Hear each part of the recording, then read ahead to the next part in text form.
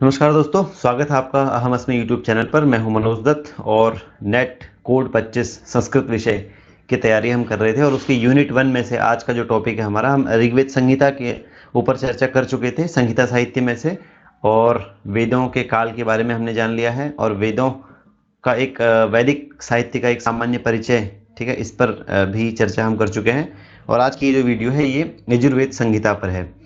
तो यजुर्वेद संहिता के विषय में आज हम थोड़ा सा जानेंगे और एक परिचयात्मक वर्णन उसका करेंगे, ताकि यजुर्वेद के बारे में जब भी हमें जानना हो तो ये बातें पहले हमें पता हों, तब हम उसके अगले जो और अन्य जहाँ से प्रश्न बन सकते हैं उन बिंदुओं पर विचार कर सकें।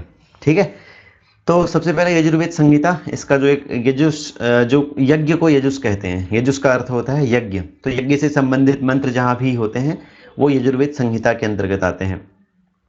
पहले हम इसके बारे में चर्चा कर चुके हैं कि अध्वर्यु जो है वो यजुर्वेद का पुरोहित होता है, इसीलिए इस वेद को अध्वर्य भी कहते हैं। ठीक है, अध्वर्यु पुरोहित के द्वारा उपयोग में लाए जाने वाले जो मंत्र होते हैं उनका संकलन जिस संहिता में किया गया है वह संहिता है यजुर्वेद संहिता।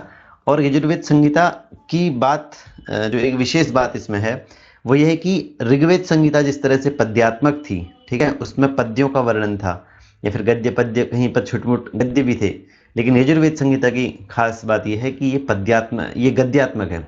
ठीक है, पद्य माने जिसको गाया जाता है, और गद्य माने जिसमें, गद्य का मतलब है जिसमें कि अक्षरों की संख्या, शब्दों की संख्या, या फिर शब्दों कितने शब्द प्रयुक्त करने हैं इसकी कोई भी वहाँ पर लिमिट नहीं होती, अनलिमिटेड शब्दों का प्रयोग तुम कर सकते हो।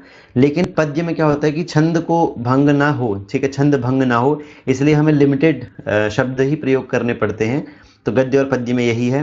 पद्य का मतलब है निश्चित, ठीक है, शब्दों का प्रयोग करना, और गद्य का मतलब है अनिश्चित या अनलिमिटेड वर्ड्स का, शब्द का प्रयोग तुम कर सकते हो, जिसमें वो है गद्य। और इसी तरह यजुर्वेद संहिता है उसके जो मंत्र हैं वो गद्यात्मक हैं। ठीक है, यज्ञ के साधक मंत्र। कर्मकांड विषयक चर्चा इसमें बहुत की गई है, इसलिए इसको कर्मकांड का वेद भी कहा जाता है।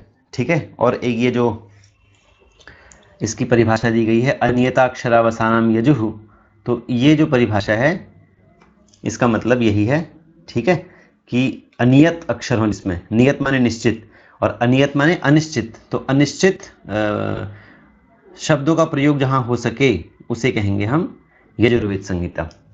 ठीक है, जिसमें पद्य के समान अक्षरों की संख्या निश्चित न हो, एक मिनट, अक्षरों की संख्या निश्चित न हो, उसे हम कहेंगे यजुर्वेदिक गद्यात्मक मंत्र।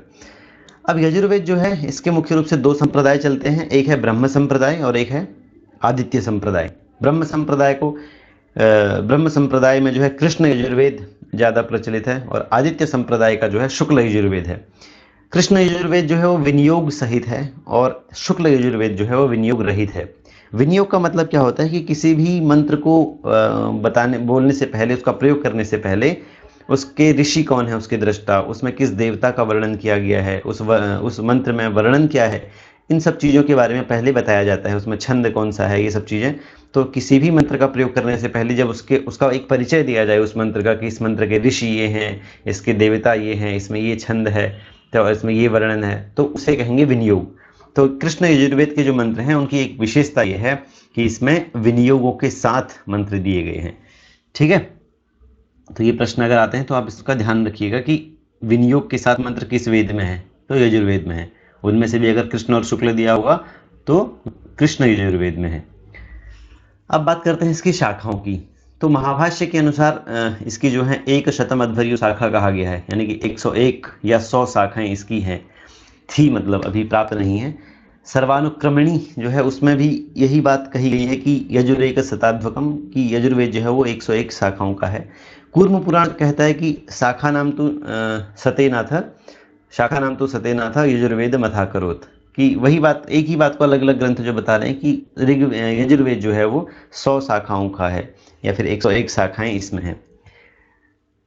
ये तो वर्णन है अलग अलग ग्रंथों में, लेकिन जो प्राप्त हमें होती हैं, उपलब्ध जो अभी हमें होती हैं, वो कुल 6 ही शाखाएं यजुर्वेद की हमें प्राप्त होती हैं, जिनमें से 2 जो हैं वो शुक्ल यजुर्वेद की हैं, और 4 जो शाखाएं हैं वो कृष्ण यजुर्वेद की हैं।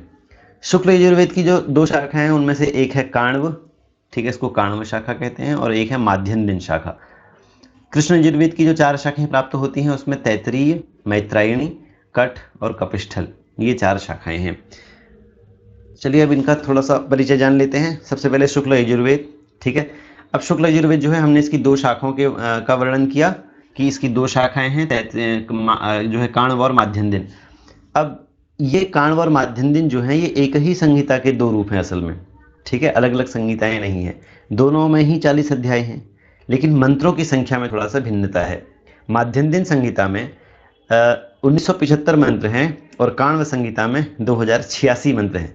ये सारे जो पॉइंट्स हैं यही एग्जाम्स में पूछ लिया जाता है अक्सर, तो इनको आप ध्यान से या तो नोट्स बना लेना या याद कर लेना, या 3-4 बार वीडियो को देख लोगे तो आपको अपने आप ही याद हो जाएंगी सारी चीज़ें। विषय वस्तु लगभग दोनों में समान है, कर्मकांड ही विषय है इनका। माध्यन्दिन का अंग्रेजी अनुवाद किसने किया था? तो एक ग्रिफिथ, एक विद्वान हुए हैं, उन्होंने माध्यन्दिन शाखा का, ठीक है, शुक्ल यजुर्वेद की माध्यन्दिन शाखा का उन्होंने इंग्लिश में अनुवाद किया था। प्रतिपाद्य विषय क्या है? मुख्य रूप से कर्मकांड का निरूपण किया गया है, ठीक है, शुक्ल यजुर्वेद में।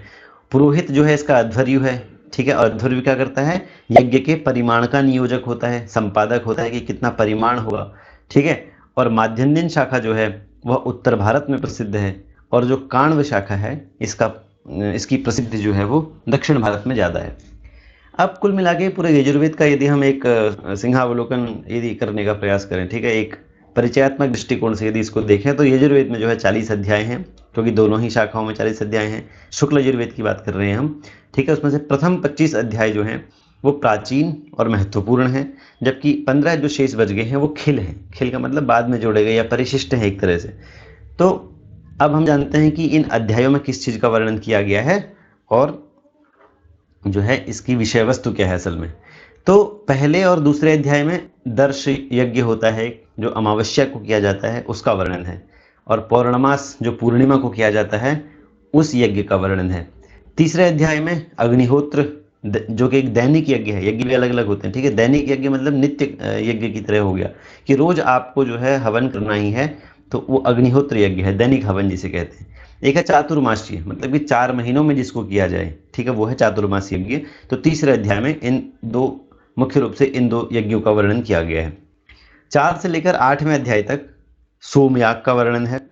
सोमयाग जो है उसमें अग्निष्टोम के द्वारा जो याग की सवन क्रिया होती है उस सब चीज का वर्णन वहां पर किया गया है। उसके बाद 9वें और 10वें अध्याय में राजसूय यज्ञ का जो है वर्णन है। राजसूय यज्ञ आपको पता है कि राजा महाराजा लोग करते थे, है ना, उसमें घोड़ा छोड़ा जाता था, ठीक है, तो वो अश्वमेध यज्ञ होता था। राजसूय यज्ञ भी इसी तरह का यज्ञ है। अस्त्र क्रीड़ा उसमें होती है, द्यूत उसमें किया जाता है, प्रीति भोज आदि जो है इस सभी इस यज्ञ के अंग हैं मुख्य रूप से। उसके बाद 11वें से लेकर 18वें अध्याय तक अग्निचयन नाम के यज्ञ का वर्णन किया गया। अग्निचयन यज्ञ नहीं, अग्निचयन कैसे किया जाए यज्ञों में उस चीज का वर्णन किया गया है, ठीक है। और शतरुद्रीय होम का वर्णन है मुख्य रूप से 16वें अध्याय में, और 18वें अध्याय में वसुरधारा का वर्णन किया गया है। 19वें से लेकर 21वें अध्याय तक सौत्रामणि याग का वर्णन किया गया है, और इसमें सरस्वती, अश्विना और इंद्र की मुख्य रूप से प्रार्थनाएं हैं। 22 से लेकर 25 अध्याय तक अश्वमेध यज्ञ जो है उसकी विधियां इसमें बताई गई हैं, जिसका वर्णन मैं भी बता रहा था आपको कि राजा महाराजा आदि लोग करते थे, अश्व छोड़ दिया जाता था, और यदि कोई राजा पराक्रमी हो जो हमसे लड़ने की सामर्थ्य रखता हो तो वो उस अश्व को रोक कर दिखाए। तो इस तरह से राजा जो है अपनी सीमा विस्तार करते थे, या एक छत्र राज उनका चलता था, छत्रपति जिसे कहा जाता था, या चक्रवर्ती जिसे कहा जाता था, ठीक है। तो अश्वमेध यज्ञ की विधियां जो है 22वें से लेकर 25वें अध्याय के बीच में कही गई हैं। इसके अलावा जो 15 खिल अध्याय हैं 26 से लेकर 40 तक, उसमें 26वें से लेकर 29वें अध्याय तक पूर्व अध्यायों में निरूपित जो याग हैं, ठीक है, अभी तक 1 से लेकर 25 तक जिन यागों का वर्णन किया गया है उनसे ही संबंधित मंत्र उनमें किए गए हैं, बताए गए हैं। 30वें अध्याय में पुरुषमेध एक यज्ञ है जिसमें 184 पुरुषों की मेध माने उन्नति, उसके निर्देश दिए गए हैं। 31वें अध्याय में ऋग्वेदीय पुरुष सूक्त जो है उसके साथ 6 अतिरिक्त मंत्र दिए गए हैं। पुरुष सूक्त आपको पता है जिसमें एक यज्ञ विराट यज्ञ पुरुष की कल्पना की गई है, तो जो ऋग्वेद के जो मंत्र हैं वो तो इसमें हैं ही, ठीक है। 31वें अध्याय में साथ साथ उसके साथ कुछ 6 और मंत्र दिए गए हैं, ठीक है। सहस्त्र शीर्षा पुरुषा, इस तरह से वो पूरा एक सूक्त है, बहुत बड़ा और बड़ा अच्छा वर्णन है, दार्शनिक सूक्त है। और सृष्टि की उत्पत्ति विषयक वर्णनों का सृष्टि की उत्पत्ति विषयक वर्णन करने वाले सूक्तों में से एक बहुत ही विशिष्टतम सूक्त पुरुष सूक्त है। उसके बाद 32वें और 33वें अध्याय में सर्वमेध याग का वर्णन किया गया है। फिर 34वें अध्याय में 58 मंत्र हैं कुल, और प्रारंभ में इसके शिव संकल्प सूक्त है। ठीक है। शिव संकल्प सूक्त का मतलब वे उस सूक्त में वे मंत्र जिसके अंत में एक ही पंक्ति आती हो, तन्मे मनः शिव संकल्पमस्तु। तो इस तरह के इतना जिस हर मंत्र में अगर इस शब्द का, इस वाक्य का प्रयोग किया गया है, तन्मे मनः शिव संकल्पमस्तु, तो उस पूरे एक सूक्त को, उस पूरे एक पार्ट को शिव संकल्प सूक्त के नाम से जाना गया है। उसके बाद 35वें अध्याय में पितृमेध यज्ञ का वर्णन है। ठीक है। उसमें पूर्व पुरुषों की, यानी कि जो पितर होते थे हमारे, उनकी सेवा या उनके निमित्त कोई सेवा या अपना भाव यदि प्रकट करना हो, या श्राद्ध आदि करना हो, या तर्पण आदि करना हो, तो उसका वर्णन जो है वो 35वें अध्याय में किया गया है। 36वें से लेकर 38वें अध्याय तक प्रवर्ग याग का वर्णन है, जिसमें 36वें अध्याय में अनेक शांति मंत्रों के बारे में बताया गया है, शांति मंत्रों का वहां पर वर्णन किया गया है। 39वें अध्याय में नरमेध या फिर अंत्येष्टि वर्णन किया गया है, जिसमें स्वाहाकार का प्रयोग किया गया है। ठीक है। और उसके बाद जो 40वां अध्याय है यजुर्वेद का, ये एक प्रश्न हमेशा पूछ लिया जाता है कि यजुर्वेद का 40वां अध्याय किस नाम से जाना जाता है। तो यजुर्वेद का 40वां अध्याय जो है वो ईशावास्योपनिषद के नाम से जाना जाता है। ठीक है। ईशावास्यमिदं सर्वम यत्किंच जगत्याम जगत, ये इसका पहला मंत्र है, और 18 मंत्र टोटल इसमें है। तो एक उपनिषद है एक, तो वो उपनिषद कहाँ है, तो यजुर्वेद का 40वां अध्याय जो है वो ईशावास्योपनिषद के नाम से जाना जाता है। क्योंकि ये उपनिषद है, इसीलिए इसे विशुद्ध ज्ञान कांडात्मक अध्याय भी कहते हैं, उपनिषद भी कहते हैं। अब बात करते हैं कृष्ण यजुर्वेद की। ये तो हमने शुक्ल यजुर्वेद के बारे में जाना। तो कृष्ण यजुर्वेद की 4 शाखाएं हैं, तैत्तिरीय, मैत्रायणी, कठ और कपिस्थल। सबसे पहले तैत्तिरीय शाखा के बारे में जानते हैं। 7 कांडे इसमें हैं, 44 प्रपाठक हैं, 631 अनुवाक हैं, और 2198 इसमें मंत्र हैं। इसका मतलब कि यह जो तैत्तिरीय जो शाखा है कृष्ण यजुर्वेद की, इसका विभाजन कांडों में, उसके बाद कांड जो है वो प्रपाठकों में बटे हैं, प्रपाठक जो है वो अनुवाकों में बटे हुए हैं, और अनुवाकों में फिर मंत्र हैं। ठीक है। महाराष्ट्र में, आंध्र प्रदेश में और इस तरह के दक्षिणी राज्य जो हैं वहाँ इसका बहुत ज़्यादा प्रसार किया है। यहाँ ठीक है, वहाँ ज़्यादा प्रसिद्धि इसको मिली हुई है। वहाँ जो यज्ञ होते हैं वहाँ इन मंत्रों का बहुत अधिक प्रयोग किया जाता है। ठीक है। और सायणाचार्य ने वेद भाष्यों का आरंभ इसी से किया था। ये एक बहुत ही महत्वपूर्ण प्रश्न है कि ये हमेशा ये प्रश्न पूछ भी लिया जाता है कि सायणाचार्य ने जब वेदों के भाष्य लिखे तो सबसे पहले उन्होंने किस वेद की किस शाखा पर भाष्य लिखा। तो वो यही है कि कृष्ण यजुर्वेद की तैत्तिरीय शाखा पर सायणाचार्य ने सबसे पहले भाष्य लिखा। ठीक है। उसके बाद फिर अन्य वेदों पर उन्होंने भाष्य लिखा, अन्य शाखाओं पर उन्होंने भाष्य लिखा। और तैत्तिरीय शाखा एक ऐसी शाखा है कृष्ण यजुर्वेद की जो सर्वांग पूर्ण शाखा है। सर्वांग पूर्ण का मतलब इस शाखा के ब्राह्मण ग्रंथ भी उपलब्ध हैं, आरण्य ग्रंथ भी उपलब्ध हैं, उपनिषद ग्रंथ भी उपलब्ध हैं, सूत्र ग्रंथ भी उपलब्ध हैं। तो ये एक ऐसी शाखा है जो अपने संपूर्ण अंगों के साथ उपलब्ध होती है। ठीक है। तो ये भी एक प्रश्न बनता है कि किस वेद की कौन सी शाखा सर्वांग पूर्ण शाखा है। ठीक है। तो वो कृष्ण यजुर्वेद की तैत्तिरीय शाखा है। और कृष्ण यजुर्वेद है, इसलिए कृष्ण भी इसको इसलिए कहा जाता है क्योंकि इसमें विनियोग है मंत्रों के साथ। ठीक है। शुक्ल का मतलब विनियोग रहित, सफेद है, स्वच्छ है, विनियोग आदि नहीं है, तो शुक्ल यजुर्वेद। कृष्ण का मतलब विनियोगों के साथ है। तो सीधी सी बात है, कृष्ण यजुर्वेद की शाखा है तो मंत्रों के साथ विनियोग इसमें दिए गए हैं, और रुद्र की प्रधानता का वर्णन इसमें किया गया है। सप्तम कांड में वशिष्ठ और राजा सुदास का आख्यान है, बहुत बढ़िया वहां पर वर्णन किया गया है, जो कि ऋग्वेद के वर्णन पर ही आधारित है। तैत्तिरीय शाखा के प्रथम संपादक जो थे वो वेबर थे। ठीक है। वेबर ने 1871 में इसका संपादन किया था। सबसे पहले अंग्रेजी अनुवादक इसके हैं कीथ, 1914 में उन्होंने 2 खंडों में इसको प्रकाशित किया था। और इसकी विशेषता ये थी कि 200 पृष्ठों में इसकी भूमिका उन्होंने पहले लिखी थी। तो ये एक महत्वपूर्ण बात इससे जुड़ी हुई है। अगली जो शाखा है कृष्ण यजुर्वेद की, वो है मैत्रायणी शाखा। ठीक है। इसको कलाप भी कहते हैं, या कलापक भी इस शाखा को कहा जाता है। विनियोग के साथ मंत्र इसमें है ही, क्योंकि कृष्ण यजुर्वेद की शाखा है। ऋग्वेद के प्रथम, षष्ठ और दशम मंडल से यहाँ पर मंत्र जो है उनका संकलन किया गया है। वहाँ के मंत्र ज़्यादातर यहाँ पर आपको देखने को मिलेंगे, लेकिन खास बात यह है कि यहाँ पर स्वरांकन के साथ मिलेंगे। ठीक है। स्वरांकन का मतलब क्या है, आपने देखा होगा जैसे अग्नि है, अग्नि जैसे लिखा हुआ है, तो स्वरांकन का मतलब अग्नि, अ इसमें उदात्त है और नी जो है वो अनुदात्त है, तो उदात्त के बाद आने वाला अनुदात्त जो है वो स्वरित हो जाता है, तो इस तरह से स्वरांकन किया जाता है। ठीक है, अनुदात्त के लिए ऐसे चिन्ह होता है और उदात्त के लिए कोई चिन्ह नहीं होता है। तो वैदिक मंत्रों में आपने जो ये हमेशा एग्जाम्स में पूछा भी जाता है कि पद पाठ कीजिए, तो पद पाठ के साथ जो है स्वरांकन के साथ जो है मैत्रायणी शाखा के मंत्र हमें प्राप्त होते हैं। ठीक है, तो चलिए आगे चलते हैं। अब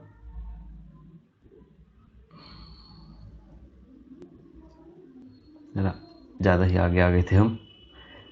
ठीक है, 4 कांड हैं इसमें, 54 प्रपाठक हैं और 2144 मंत्र हैं। उसके बाद इसका संपादन जो है वो श्रोडर नाम के एक विद्वान है, 1881 में, 1881 से लेकर के 1886 ईस्वी के बीच 4 खंडों में उन्होंने इसको प्रकाशित किया था, संपादित किया था इसको, और इसको फिर वेबर ने ही 1847 में जो है प्रकाशित किया था। यदि हम उन कांडों में जो वर्णन है उसके आधार पर यदि हम इसका एक विश्लेषणात्मक अध्ययन करने का प्रयास करें, यानी परिचयात्मक अध्ययन करने का प्रयास करें, तो सबसे पहले हम देखते हैं कि 4 कांड जो इसमें है, इसमें प्रथम कांड जो है उसमें 11 प्रपाठक हैं और दर्श, पौर्णमास, यज्ञ, सोमयाग और अध्वर आधान, पुनराधान और चातुर्मास्य और वाजपेयी वर्णन, इस तरह का वर्णन जो है हमें पहले कांड के 11 प्रपाठकों में देखने को मिलता है। उसके बाद जो दूसरा कांड है उसमें 13 अध्याय हैं, काम्य, इष्टि, राजसूय, अग्निचिति वर्णन, ये सब, इन सब चीज़ों का वर्णन जो है हमें दूसरे कांड में देखने को मिलता है। उसके बाद जो तीसरा कांड है उसमें 16 प्रपाठक हैं, उसमें भी अग्निचिति, अध्वर विधि, सौत्रामणि और अश्वमेध याग का वर्णन देखने को मिलता है। चौथा कांड जो है उसका वो खिल कांड है, परिशिष्ट है, उसमें 14 प्रपाठक हैं और राजसूय आदि यज्ञों से संबंधित सामग्री जो है हमें वहां पर देखने को मिलती है।